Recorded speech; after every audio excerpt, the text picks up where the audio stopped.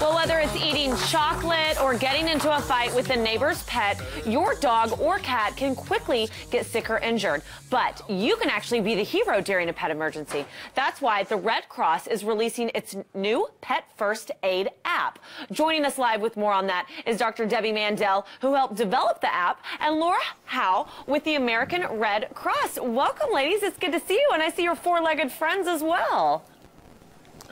Yeah. Hello. We have a friend here. Yeah, that's Sona Mana. Introduce your friend. Who is that? That's Sona Mana.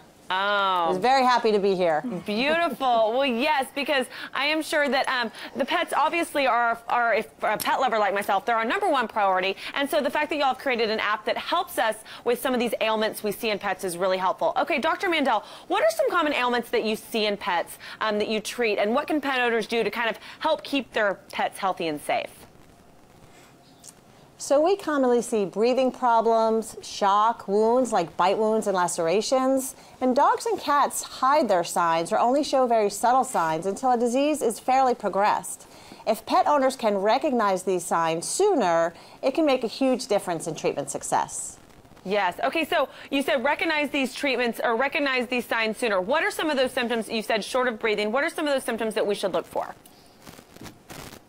So you want to be able to look at your pet's vital signs, their gum color, their heart rate, pulse rate. You want to do that when they're healthy so that if there's a problem, you can check them when they're not healthy and compare and call your vet. It also has more subtle signs, decreased appetite, lethargy.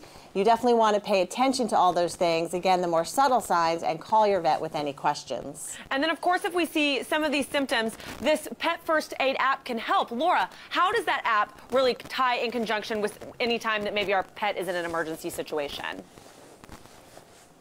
Well, the app will give you information on 25 very common pet health issues and pet emergencies that you might face. You're going to learn some great information about things like allergy reactions, bleeding. You're going to learn how to treat that. You're also going to learn some great CPR tips. And I'm so glad that Dr. Mandel is with us, and our helper here is with us too, because Dr. Mandel is actually going to show us how to do CPR on our dogs. So veterinary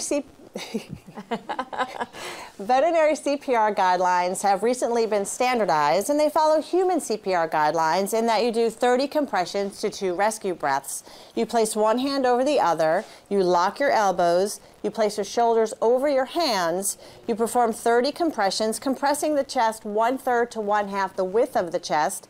You do compressions at a rate of 100 to 120 compressions per minute. So you do 30 compressions and 2 rescue breaths. Now, where you place your hands does depend on the breed and chest conformation of the dog, and that is all spelled out step by step in the app. Now, for small dogs and cats, you can actually do a one-handed chest compression or a two-handed chest compression. And again, that is all spelled out in the app.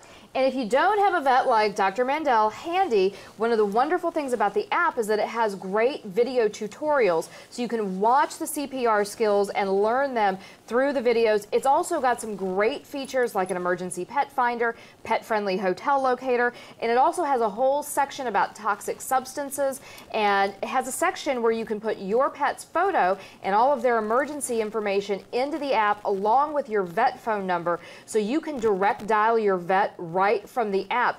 And one of the best things, the easiest way to get this is to go to redcross.org/mobile apps, and you'll be able to find out all about the rest of the features on the app.